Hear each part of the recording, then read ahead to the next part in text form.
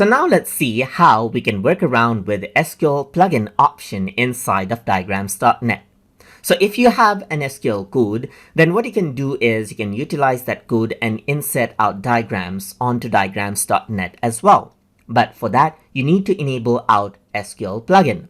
So to do that, you need to go around under the extras menu, and then you need to go around over here onto plugins right here, click on add, and from over here in built-in plugins, you need to go around and select SQL. And once you do that, you can press OK right here. So once you do that, you can close this and it'll prompt you to restart the application, as you can see right here. So I'm going to press OK and close the diagrams.net application and open the diagrams.net application again right here. So once that is done, what happens is that the SQL plugin is loaded, and in case you are using the web version of diagrams.net, then what you need to do is you need to refresh out the page. So now this is done, and now if I want to insert the SQL code, then you need to go under arrange right here, and then you need to go under the insert option, and here you can see from SQL is an option.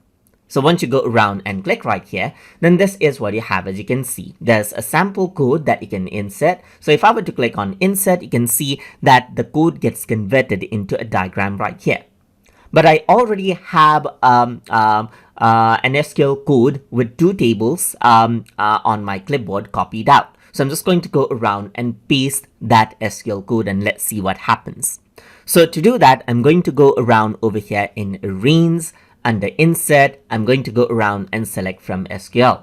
So once I do that, I'm just going to go around and reset it so that everything disappears. And I'm going to press Ctrl V because I already have the code copied.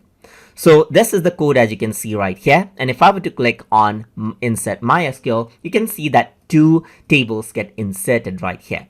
And these are different entities right here, and you can simply go around and connect it out right here and create an ER diagram as well.